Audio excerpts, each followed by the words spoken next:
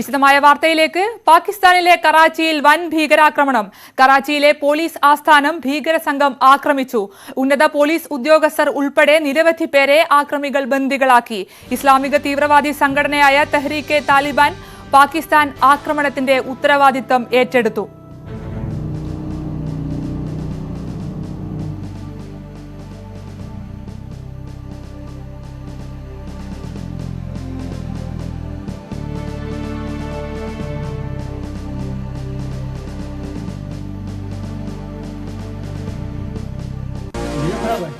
बंदा ही है।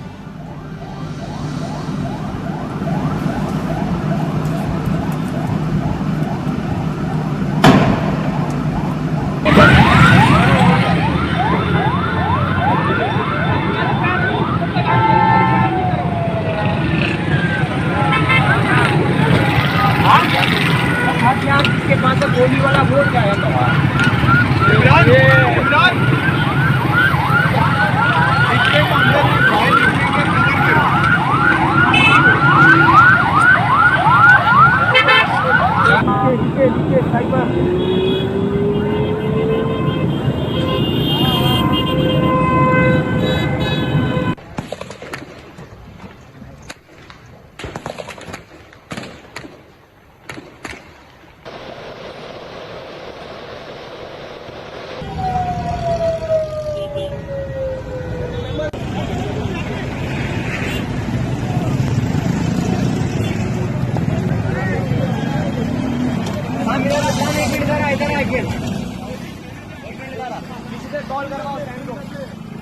വിവരങ്ങളുമായി ഇന്റർനാഷണൽ ഡെസ്കിൽ നിന്ന് ആർ കിരൺ ബാബു ചേരുന്നു.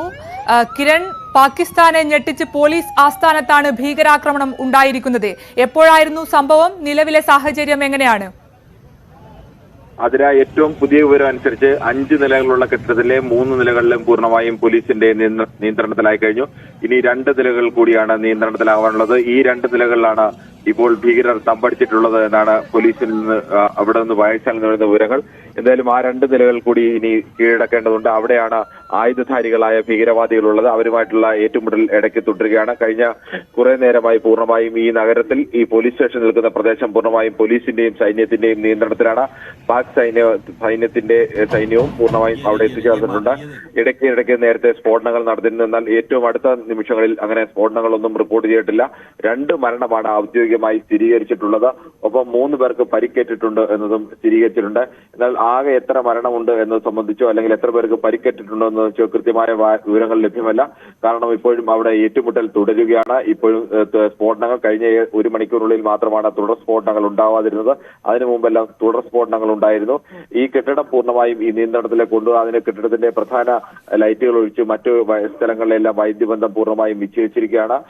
പോലീസുകാരുടെ വേഷത്തിലാണ് ഈ തീവ്രവാദികൾ അകത്തേക്ക് കടന്നു കയറിയത്. അവരെ കീഴടക്കാൻ വേണ്ടിയുള്ള മുൻകരുതൽ എന്ന നിലയ്ക്കാണ് പൂർണ്ണമായും വൈദ്യുതിബന്ധം വിച്ഛേദിച്ച ശേഷം അവിടേക്ക് ഇപ്പോൾ സൈന്യം ഇരച്ചു കയറിയിട്ടുള്ളത്. ഏതായാലും ഇപ്പോഴും 2 നിലയുടെ നിയന്ത്രണം സൈന്യത്തിന് സ്വന്തമാക്കാൻ ഇപ്പോഴും കഴിഞ്ഞിട്ടില്ല. ഭീകരവാദികളെ കൊലപ്പെടുത്താനോ കീഴ്പ്പെടുത്താനോ ഇപ്പോഴും കഴിഞ്ഞിട്ടില്ല. എന്തായാലും ഇതിനുള്ളിൽ 10ഓളം വരുന്ന ഭീകരവാദികൾ ഉണ്ട് എന്നാണ് പ്രാഥമികമായ കണക്കുകൾ പുറത്തു വരുന്നത്.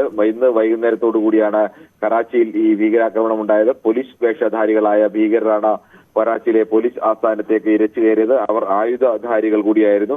അവരെയാണ് അവിടെ തുടർച്ചയായി സ്ഫോടനങ്ങൾ ഉണ്ടാക്കുകയും അവിടത്തേക്ക് വെടിയുതിർക്കുകയും എല്ലാം ചെയ്തത്. എന്തായാലും പാകിസ്ഥാനെ സംബന്ധിച്ച് ഇത് കടുത്ത ഒരു പോലീസ് ആസ്ഥാനത്തിന് നേരെ തന്നെ ഭീകരർ ആക്രമണം നടത്തുകയും ഇത്രയേറെ മണിക്കൂറുകളോളം പോലീസ് ആസ്ഥാനത്ത് കടന്നു കയറിയ ഭീകരരെ പുറത്തിറക്കാൻ കഴിയാതെ ഒരു രാജ്യം വിഷമിക്കുകയും ചെയ്യുക എന്ന് പറയുമ്പോൾ സ്വാഭാവികമായും അവിടുത്തെ സുരക്ഷയ്ക്കടക്കം ആ കടുത്ത വെല്ലുവിളികൾ ഉയരുന്നത് തന്നെയാണ്. പ്രധാനമായും താലിബാനുമായി അടുത്ത ബന്ധം പുലർത്തിയിരുന്ന ഭരണകൂടമാണ് പാകിസ്ഥാനിലെ പട്ടാള ഭരണകൂടവും പാകിസ്ഥാനിലെ ഭരണാധികാരികളും. കഴിഞ്ഞ കുറച്ചു കാലമായി എന്തായാലും താലിബാനുമായി അത്ര നല്ല ബന്ധത്തിലല്ല. ഇസ്ലാമിസ്റ്റ് ആശയങ്ങൾ പൂർണ്ണമായും നടപ്പാക്കുന്നില്ല, കടുത്ത ശരീഅത്ത് നിയമങ്ങളിലേക്ക് പാകിസ്ഥാൻ നീങ്ങുന്നില്ല എന്നുള്ള ആക്ഷേപമാണ് പ്രധാനമായും താലിബാൻ സംഘടനകൾ ഉന്നയിക്കുന്നത്. തെഹ്രിയ താലിബാനാണ് ഇപ്പോൾ ആക്രമണത്തിന്റെ ഉത്തരവാദിത്വം ഏറ്റെടുത്തിട്ടുള്ളത്. അവർ ആ ആക്രമണത്തിന്റെ ഉത്തരവാദിത്വം ഏറ്റെടുത്തുകൊണ്ട് മാധ്യമങ്ങൾക്ക് സന്ദേശം അയച്ചിട്ടുണ്ട്.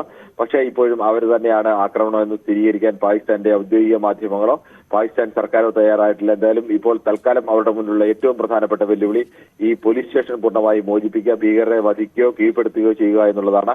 അതിന് ഇപ്പോഴും കഴിഞ്ഞിട്ടില്ല എന്നത് തന്നെയാണ് ഒരു രാജ്യത്തിന്റെ സൈന്യത്തിന് നേരെ നടത്തുന്ന അല്ലെങ്കിൽ ഒരു രാജ്യത്തിന്റെ പോലീസിംഗ് സംവിധാനത്തിന് നേരെ ഭീകരത നടത്തുന്ന ഒരു കടുത്ത ആക്രമണം കൂടിയാണ്. പ്രത്യേകിച്ച് കറാച്ചി നഗരത്തിൽ തെക്കൻ പാകിസ്ഥാനിലെ പ്രധാനപ്പെട്ട ഒരു നഗരം കൂടിയാണ് കറാച്ചി. കറാച്ചിയിൽ ഇപ്പോൾ ആഭ്യന്തര പാകിസ്ഥാൻ പ്രീമിയർ ലീഗ് നടക്കുകയാണ്. നിരവധി വിദേശ താരങ്ങളടക്കം പാകിസ്ഥാൻ പ്രീമിയർ ലീഗിൽ പങ്കെടുക്കുന്നുണ്ട്. ആ ക്രിക്കറ്റ് മത്സരങ്ങൾ നടക്കുകയും ക്രിക്കറ്റ് താരങ്ങൾ താമസിക്കുകയും ചെയ്യുന്ന ഹോട്ടലിന് ഇടയിലുള്ള ഒരു സ്ഥലത്താണ് ഈ പോലീസ് സ്റ്റേഷൻ നിൽക്കുന്നത്. അവിടെയാണ് സ്ഫോടനം നടന്നത്. അടുത്ത ഏഷ്യ കപ്പിനടക്കം ഇന്ത്യ ടീമിനെ അവിടെ പാകിസ്ഥാനിലേക്ക് അയക്കില്ല എന്ന് തീരുമാനിച്ചിരുന്നു. അന്നടക്കം പാകിസ്ഥാനിൽ വന്ന ഇന്ത്യൻ ടീം പാകിസ്ഥാനോട് പരാജയപ്പെടാനുള്ള ഭയം കൊണ്ടാണ് വരാത്തത് എന്ന തരത്തിൽ ആക്ഷേപങ്ങൾ ക്രിക്കറ്റ് താരങ്ങളടക്കം ഉന്നയിച്ചിരുന്നു. എന്തായാലും അന്താരാഷ്ട്ര തലത്തിൽ പാകിസ്ഥാന് നാണക്കേടുണ്ടാക്കുന്ന ഒരു സംഭവമാണ്. സാമ്പത്തികമായും ആഭ്യന്തരമായും തകർന്നു നിൽക്കുന്ന രാജ്യം സുരക്ഷയുടെ വിഷയത്തിലും വലിയ തകർച്ചയിലേക്കാണ് പോകുന്നതെന്ന് തെളിയിക്കുന്ന ഒരു സംഭവം കൂടിയാണ്.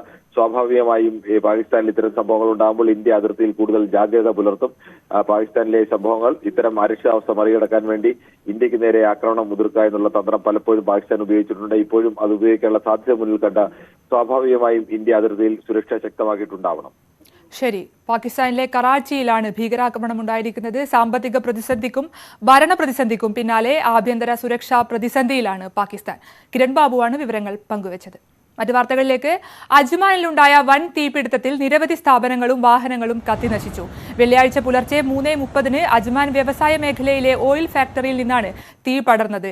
സമീപത്തെ താമസ ഇടങ്ങളും പ്രിന്റിംഗ് പ്രസ്സും വെയർ ഹൌസുകളും ചാമ്പലായി. നിർത്തിയിട്ടിരുന്ന 12-ലേറെ കാറുകളും കത്തിനശിച്ചു. അജ്മാൻ, ദുബായ്, ഷാർജ, ഉമ്മുൽ ഖുവൈൻ എന്നിടങ്ങളിൽ അഗ്നിശമന എത്തി തീയണച്ചു.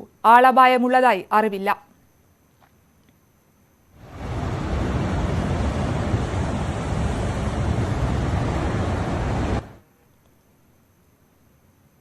UAE-യിൽ വിനോദസഞ്ചാരം, ചികിത്സ തുടങ്ങിയവയ്ക്കായി കുടുംബസമേതം എത്താൻ ആഗ്രഹിക്കുന്നവർക്ക് കുടുംബ ഗ്രൂപ്പ് വിസ നൽകുമെന്ന് UAE അധികൃതർ അറിയിച്ചു. 60, 180 ദിവസ കാലാവധിയുള്ള സിംഗിൾ, മൾട്ടിപ്പിൾ എൻട്രി വിസകളാണ് ലഭിക്കുക. രോഗികളെ അനുഗമിക്കുന്നവരെയും ഈ വിസയിൽ കൊണ്ടുവരാനാകും. വിശദാംശങ്ങൾ പിന്നീട് പ്രഖ്യാപിക്കും. UAE താമസ വിസയുള്ളവർക്ക് മാതാപിതാക്കൾ, ജീവിത പങ്കാളി, മക്കൾ എന്നിവരെ സ്വന്തം സ്പോൺസർഷിപ്പിൽ 90 ദിവസത്തെ വിസയിൽ കൊണ്ടുവരാം. 750 ദിർഹമാണ് വിസ ഫീസ്. ബാങ്ക് ഗ്യാരണ്ടിയായി നിക്ഷേപിക്കുന്ന 1000 ദിർഹം വിസയുടമ മടങ്ങിയാൽ തിരിച്ചു ലഭിക്കും. കുറഞ്ഞത് 8000 ദിർഹമോ അതിൽ കൂടുതലോ ശമ്പളമുള്ളവർക്കേ വ്യക്തിഗത വിസ എടുക്കാനാകൂ. സ്വന്തം പേരിൽ കെട്ടിടവാടകക്കാർ ഉണ്ടായിരിക്കണമെന്നതാണ് മറ്റൊരു നിബന്ധന. ഫെബ്രുവരി 1 മുതൽ 90 ദിവസം വിസ നിർത്തലാക്കിയെങ്കിലും കുടുംബാംഗങ്ങൾക്കുള്ളത് തുടരുകയാണെന്ന് അധികൃതർ അറിയിച്ചു. UAE-യിൽ 30, 60, 90 ദിവസ കാലാവധിയുള്ള വ്യക്തിഗത സന്ദർശക വിസ രാജ്യം വിടാതെ 30 ദിവസത്തേക്ക് കൂടി പുതുക്കാം. 1000 ദിർഹമാണ് ചിലവ്. എന്നാൽ ഫീസ് നൽകി പുതുക്കുന്നതിനേക്കാൾ രാജ്യം വിട്ട് പുതിയ വിസയിൽ വരുന്നതിനാണ് കൂടുതൽ പേരും താൽപര്യം പ്രകടിപ്പിക്കുന്നത്. ഇങ്ങനെ ചെയ്താൽ 2-3 മാസം കൂടി UAE-യിൽ തങ്ങാമെന്നതാണ് മെച്ചം. News 18 UAE.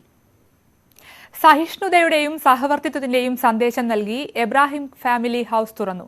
ഒരേ കോമ്പൗണ്ടിൽ ക്രിസ്ത്യൻ, മുസ്ലിം, ജൂത ആരാധനാലയങ്ങൾ ഉൾക്കൊള്ളുന്ന എബ്രാഹിമിക് ഫാമിലി ഹൌസ് ഉദ്ഘാടനം ചെയ്തതായി UAE president Sheikh Mohammed bin Zayed Al Nahyan അറിയിച്ചു. പുതിയ സാധ്യതകൾ സൃഷ്ടിക്കുന്നതിനായി വിവിധ സമൂഹങ്ങളിൽ നിന്നുള്ള ആളുകൾ ഒരുമിച്ച് പ്രവർത്തിച്ചതിന്റെ അഭിമാനകരമായ ചരിത്രമാണ് UAE-ക്കുള്ളതെന്ന് ഷെയ്ഖ് മുഹമ്മദ് ട്വിറ്ററിൽ കുറിച്ചു.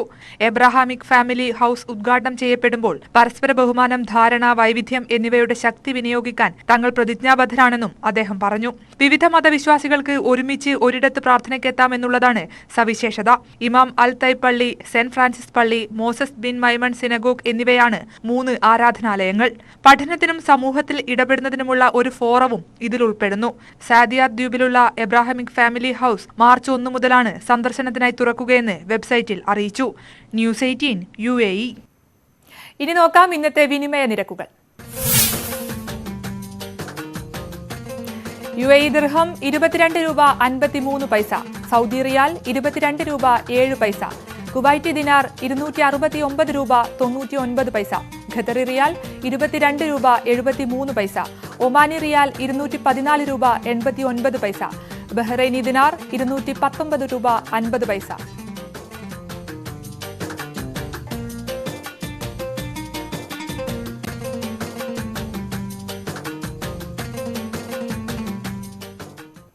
വിശദമായ വാർത്തകളിലേക്ക്.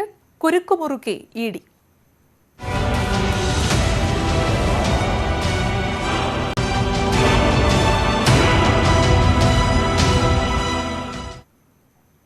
ലൈഫ് മിഷൻ കോഴ ഇടപാടുകളുടെ ചുരുളഴിക്കാൻ നിർണായക നീക്കങ്ങളുമായി ഇഡി. വേണുഗോപാലിന് പിന്നാലെ UV ജോസിനെയും ശിവശങ്കറിനെയും ഒന്നിച്ചിരുത്തി ചോദ്യം ചെയ്യുന്നതിലൂടെ കൂടുതൽ തെളിവുകൾ ശേഖരിക്കാനാണ് ഇഡിയുടെ നീക്കം. ഇതിനിടെ CM രവീന്ദ്രനും സ്വപ്നയും തമ്മിലുള്ള ചാറ്റും പുറത്തുവന്നു. സ്വപ്നയ്ക്ക് നിയമനം നൽകാൻ മുഖ്യമന്ത്രി പറഞ്ഞെന്ന ശിവശങ്കറിന്റെ ചാറ്റ് പുറത്തുവന്നതിന് പിന്നാലെ മുഖ്യമന്ത്രിയുടെ മൊഴിയെടുക്കുമെന്ന അഭ്യൂഹങ്ങളും ശക്തമായി. വാട്സ്ആപ്പ് ചാറ്റ് ഉൾപ്പെടെ ഡിജിറ്റൽ തെളിവുകൾ കാണിച്ചതു മുതൽ ചോദ്യം ചെയ്യലിനോട് ശിവശങ്കർ സഹകരിക്കുന്നില്ലെന്നാണ് പുറത്തുവരുന്ന വിവരം. വേണുഗോപാലിനെയും ശിവശങ്കറിനെയും ഒരുമിച്ചിരുത്തി ചോദ്യം ചെയ്തതിന് പിന്നാലെ ലൈഫ് മിഷൻ മുൻ CEO UV ജോസിനെയും ഇഡി വിളിപ്പിച്ചു. അതിനിടെ മുഖ്യമന്ത്രിയുടെ additional private secretary CM Raveendran സ്വപ്നയുമായി നടത്തിയ ചാറ്റും പുറത്തുവന്നു. പ്രളയ സഹായവുമായി ബന്ധപ്പെട്ട കാര്യങ്ങൾ ചാറ്റിലുണ്ട്. സ്വപ്നയുമായി CM രവീന്ദ്രനുള്ള അടുപ്പം സൂചിപ്പിക്കുന്ന വ്യക്തിപരമായ സന്ദേശങ്ങളും ചാറ്റിലുണ്ട്. ശിവശങ്കറും സ്വപ്ന സുരേഷും തമ്മിലുള്ള കൂടുതൽ ചാറ്റുകളും പുറത്തുവന്നു. UAEയിലെ റെഡ് ക്രസന്റിനെ എങ്ങനെ ലൈഫ് മിഷൻ പദ്ധതിയിലേക്ക് കൊണ്ടുവരാം എന്നതിനെക്കുറിച്ച് 2019 നടത്തിയ ചാറ്റാണ് പുറത്തുവന്നത്. റെഡ് ക്രസന്റ് സർക്കാരിന് നൽകേണ്ട കത്തിന്റെ മാതൃകയും ശിവശങ്കർ നൽകി. കോൺസുലേറ്റിന്റെ കത്തുകൂടി ചേർത്ത് മുഖ്യമന്ത്രിക്ക് കത്ത് നൽകാനും ചാറ്റിൽ ശിവശങ്കർ നിർദ്ദേശിക്കുന്നു. സ്വപ്നയ്ക്ക് ജോലി നൽകാൻ മുഖ്യമന്ത്രി നിർദ്ദേശിച്ചു എന്ന ശിവശങ്കറിന്റെ ചാറ്റിലെ വിവരം ഇന്നലെ പുറത്തുവന്നിരുന്നു. ഇതോടെ മുഖ്യമന്ത്രിയുടെ മൊഴിയെടുക്കുമെന്ന അഭ്യൂഹങ്ങളും ശക്തമായി. ലൈഫ് മിഷൻ കോഴ ഇടപാടിൽ ദുരൂഹതകളുടെ ചുരുളഴിക്കാൻ മൊഴികളിലെ വൈരുദ്ധ്യവും പൊരുത്തക്കേടുകളും ഇഴകീറി പരിശോധിക്കുകയാണ് ഇഡി. സുവി വിശ്വനാഥൻ, ന്യൂസ് 18, കൊച്ചി.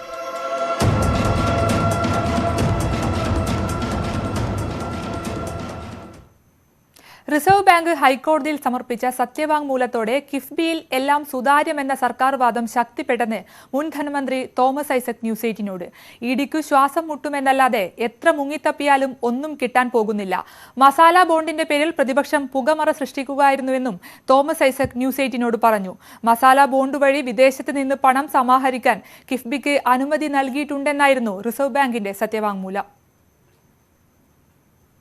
നടൻ മോഹൻലാലിന്റെ മൊഴിയെടുത്ത് ആദായ നികുതി വകുപ്പ്. നിർമ്മാതാവ് ആന്റണി പെരുമ്പാവൂരും താരവും തമ്മിലുള്ള സാമ്പത്തിക ഇടപാടുകളുമായി ബന്ധപ്പെട്ട അന്വേഷണത്തിന്റെ ഭാഗമായാണ് മൊഴിയെടുത്തത്. മോഹൻലാലിന്റെ കുണ്ടന്നൂരിലെ ഫ്ളാറ്റിലെത്തിയാണ് ഉദ്യോഗസ്ഥർ മൊഴിയെടുത്തത്. നടപടി 4 മണിക്കൂർ നീണ്ടു. ആകാശ് തില്ലങ്കേരിയെ തള്ളി CPM.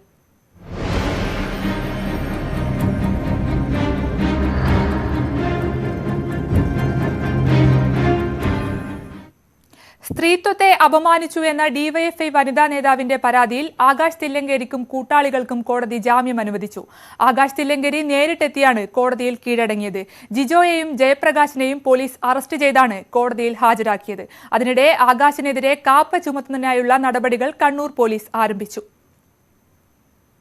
സാമൂഹ്യ മാധ്യമങ്ങൾ വഴി അധിക്ഷേപിച്ചതിന് DYFI വനിതാ നേതാവ് നൽകിയ പരാതിയിലാണ് മുഴക്കുന്ന് പോലീസ് ആകാശ് തില്ലങ്കരിയുടെ കൂട്ടാളികളായ ജിജോയിയെയും ജയപ്രകാശിനെയും അറസ്റ്റ് ചെയ്തത്. പോലീസിന്റെ കണ്ണുവെട്ടിച്ച് ആകാശ് തില്ലങ്കരി കോടതിയിൽ നേരിട്ടെത്തി കീഴടങ്ങി.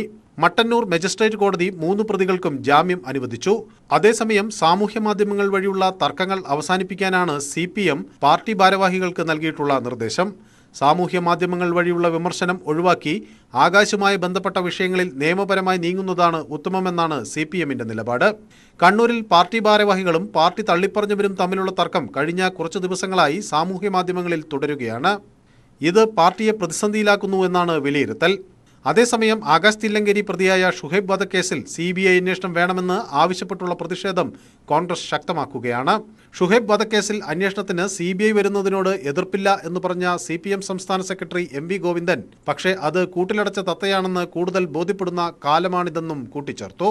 CBI അന്വേഷണം വേണമെന്ന് ഞങ്ങൾ ഒരിക്കലും പറഞ്ഞിട്ടില്ല. ഇനി അത്യാവശ്യം വേണമെങ്കിൽ വരുന്നതിന് ഞങ്ങൾ എതിരുവല്ലായിരുന്നു മുമ്പ്.